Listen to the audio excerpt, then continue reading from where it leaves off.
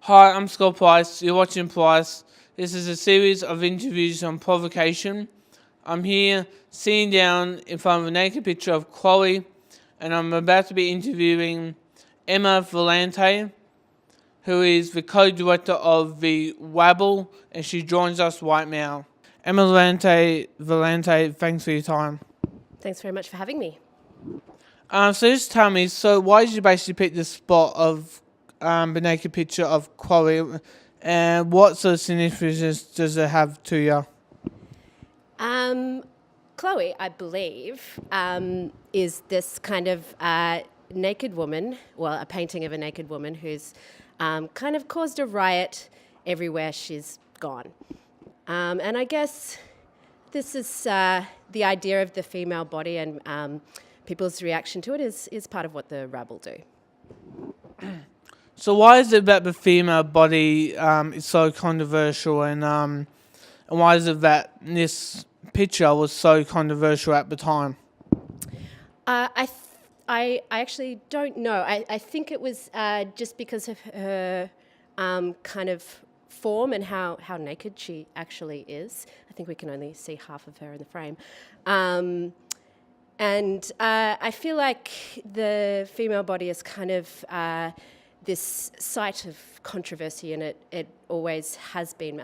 People like to kind of project their anxieties and their concerns, particularly about sexuality, onto the female body, and which often makes it a site for kind of violence, and kind of, I'm really interested in why that is in particular for the female body.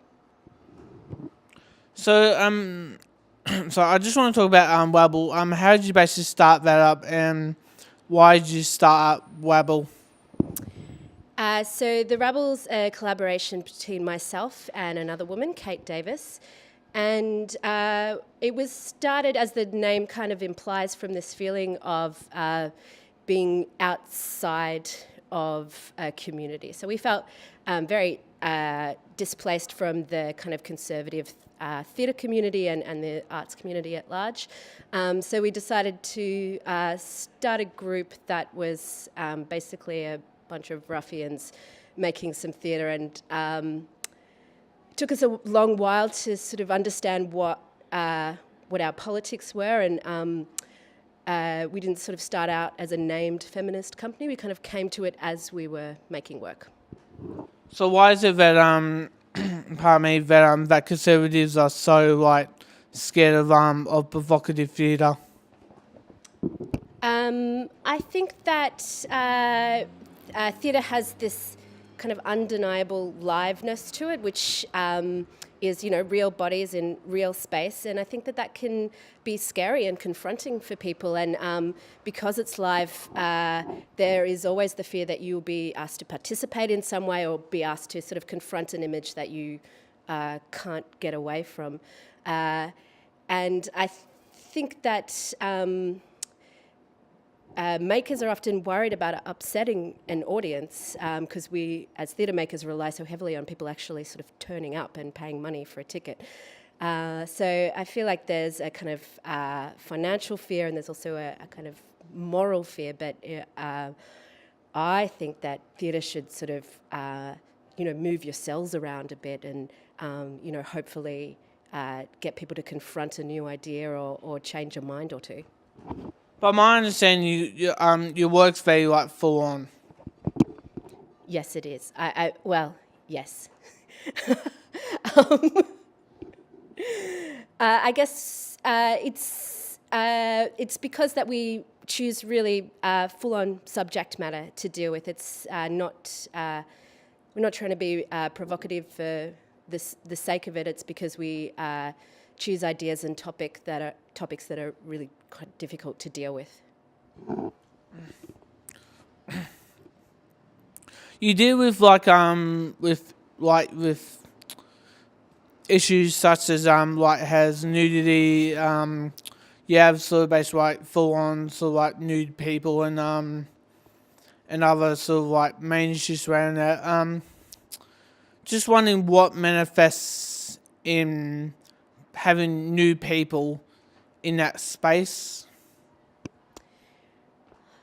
I would suggest that our work doesn't have heaps of nudity in it, but it sort of does when necessary. So we did a version of Story of O, which is a lot of sex and a kind of a series of quite full-on sex scenes that kind of deal with ideas about consent, which were all done completely fully clothed. But there was a moment in that show right at the end where the main actress did sort of take her clothes off, and it, I hope, provided a kind of apparition in the piece of that this was happening to a real body, that a body was sort of really going through these kind of traumas. And in my mind, even though you couldn't see them imaginatively, you could imagine the kind of scars, and it felt like you sort of had to have the nudity to have that imaginative idea. We also, we had quite a bit of nudity in Frankenstein because our monster was sort of semi-nude, but this came from the idea that that's how a child is born, and our monster was born with no clothes on, as most children are. What's the most controversial public thing you've done, and why? I guess that would have to be our production of Story of O, which we did a couple of years ago, where on our first preview we had about 20 walkouts, and the season ended up going very well, but that first night, I guess, there had been no press around the show, and people didn't necessarily know what kind of show they were coming to see, and the kind of subject matter that they were coming to see. So it got a bit of kind of public attention for that reason, and kind of continued to have walkouts throughout the season. So why was it that people walked out? Were they scared of the content of the show, or? It was really difficult content, and I'm sort of very happy for people to walk out of our work, particularly if they're not enjoying watching it. So the show was based around the idea of a female sexual submissive, and there are a lot of sex scenes where the idea of consent was kind of called into question, and it's kind of very difficult to, as an audience member, to watch. I found it very difficult. So I think people were made to feel incredibly uncomfortable, and some of them chose to walk out. So what was challenging about the work? I think that the idea that a woman can choose to be sexually submissive is pretty difficult, and whether she can, make that choice like outside of the structures of the patriarchy or not, I think is really tricky and hard for people to kind of negotiate in themselves.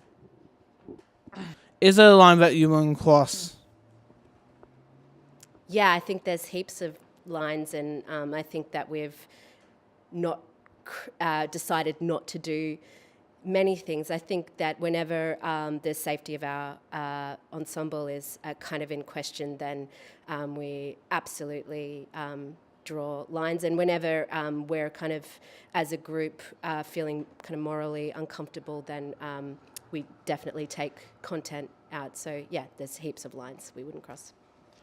So do you sort of like the actors / ensemble feel safe on stage, or like how do you deal with like when someone's not being safe? Or yeah, it's a really tricky because we have an improvised process, and you have to set up a series of rules beforehand about what people can and can't do in an improvisation, and we have safe words, and we often talk about what we're going to do.